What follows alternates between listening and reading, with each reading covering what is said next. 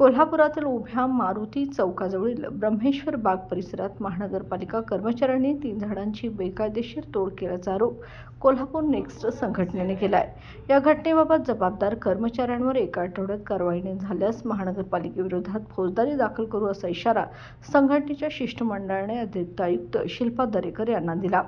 संघटनेने संबंधित मुकादमाला निलंबित करून चौकशी करण्याची आणि एकाच ठेकेदाराऐवजी अनेक ठेकेदार नेमण्याची मागणी केली आहे।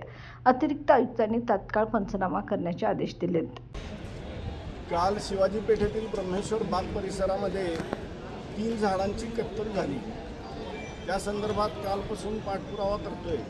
त्यावेळेला असं सांगण्यात आलं की झाडांच्या फांद्या तोडण्यासाठीची परवानगी आहे आणि प्रत्यक्ष कागदपत्र बघितल्यानंतर लक्षात असं आलं की 1 झाडाची परवानगी मागितली आहे, 2 झाडांच्या फांद्या ज्या धोकादायक आहेत तेवढ्या तोडायची परवानगी दिली आहे आणि प्रत्यक्षात 3 झाडांची पूर्ण कत्तल करून टाकलेली आहे। त्यामुळे आज त्या संदर्भात अतिरिक्त आयुक्त दरेकर मॅडमना भेटलो।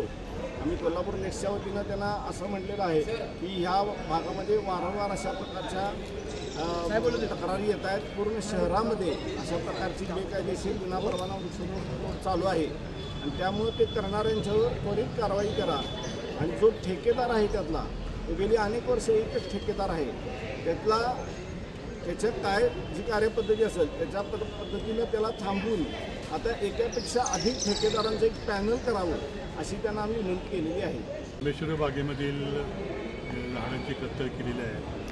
आता एका झाडाची परवानगी घेऊन सुद्धा 3 झाडं तोडलेली आहेत आणि ती जवळजवळ 5 दिवसापासून तोडलेली आहेत। म्हणजे जवळजवळ ती झाडं मारण्याचा प्रकार केलेला आहे आणि सर्व कोल्हापुरामध्ये ही परिस्थिती आहे।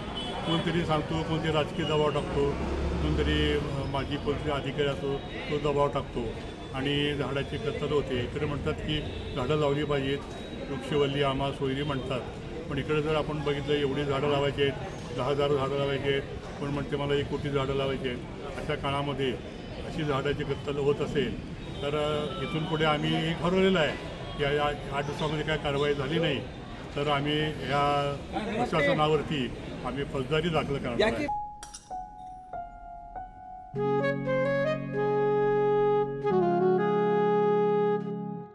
बाबा, आज येताना बासुंदी घेऊन या ना। अगं, कालच आपण आईचा वाढदिवस होता म्हणून आणली होती ना। ऐकलं, गोकुळची बासुंदी पुन्हा खावीशी वाटतेय। खरं सांगू, मलाही खावीशी वाटतेय। पुन्हा पुन्हा खावीशी वाटणारी गोकुळ बासुंदी।